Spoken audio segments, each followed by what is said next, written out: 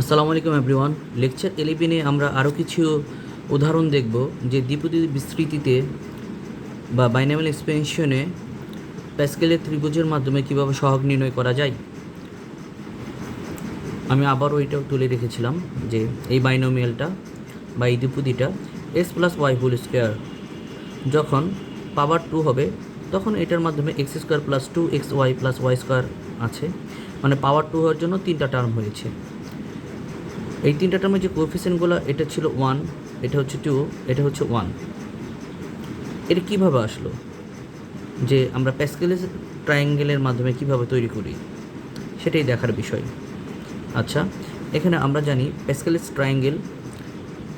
প্যাসকেলের ত্রিভুজ সূত্রটা যখন আমরা প্রয়োগ করব তখন আমরা জানি যে এনের মান যখন পাওয়ারের মান 0 হবে তখন 1 হবে, এনের মান যখন 1 হবে তখন 1 1 হবে, এনের মান যখন 2 হবে তখন 1 1 তো ফার্স্ট টার্ম আর লাস্ট টার্ম হয়, আর প্রিভিয়াস দুই টার্মের যোগফল এখানে মাঝখানে বসে যাবে। 1 1 মানে 2 অ্যাড করলাম। আচ্ছা, এখন এইটা হচ্ছে ফার্স্ট টার্মের কোএফিসিয়েন্ট বা সহগ, এটা হচ্ছে সেকেন্ড টার্মের কোএফিসিয়েন্ট বা সহগ, এটা হচ্ছে থার্ড টার্মের কোএফিসিয়েন্ট বা সহগ। এই যে ফার্স্ট টার্মের কোএফিসিয়েন্ট বসে গেছে বা সহগটা বসে গেছে 1, এই 2টা এখানে বসে গেছে, এই 1টা এখানে বসে গেছে। আচ্ছা, আমরা আরেকটা বাইনোমিয়ালের এক্সাম্পল দেখি প্যাসকেলস ট্রায়াঙ্গেলের মাধ্যমে। আচ্ছা, এই পাশের জিনিসটা একটু অ্যাভয়েড করি, আমরা এখানে বুঝবো আর কি, এটা আগেই উঠিয়ে রাখা হচ্ছিল তো এই জন্য। ওকে, তাহলে এক্স প্লাস ওয়াই হোল কিউবের সূত্রটা যদি আমরা কাটাই, x cube plus 3x square y plus 3x y square plus y cube.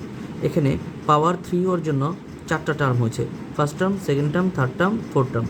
লক্ষ্য করলে দেখা যাচ্ছে এটার কোএফিসিয়েন্ট হবে 1, এটার কোএফিসিয়েন্ট 3, এটার কোএফিসিয়েন্ট 3, এটার কোএফিসিয়েন্ট 1।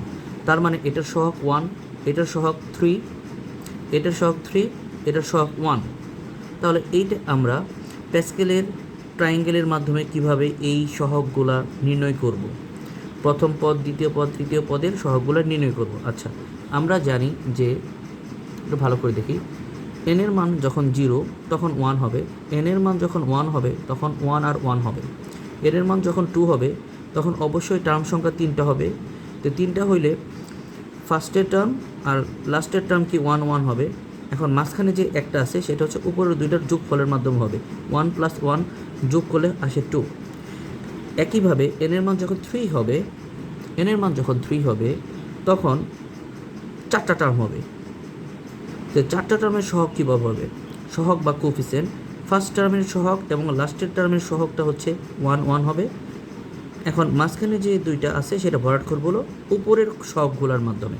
তাহলে উপরের প্রথম দুইটা নিলাম, 1 আর 2 যোগ করলে কত হয় 3, 2 আর 1 যোগ বা অ্যাড করলে হয় 3। তাহলে এভাবে আমরা প্রত্যেকটা টার্মের কোএফিসিয়েন্ট বা সহগ পেয়ে গেলাম। এটা হচ্ছে ফার্স্ট টার্মের সহগ, এটা সেকেন্ড, এটা থার্ড, এটা ফোর্থ। এখানে বসানো হয়েছে যে 1 1, এটা মিলে গেছে 1, এটা হচ্ছে 3, এটা হলো সেকেন্ড টার্ম, এই সেকেন্ড টার্মের জন্য আমি সেকেন্ড দিয়ে মানে 2 দিয়ে নির্দেশ করেছি, এটা 3। আর এটা হচ্ছে আবার থার্ড টার্মের হচ্ছে এই যে 3, এটা হচ্ছে ফোর্থ টার্মের 1।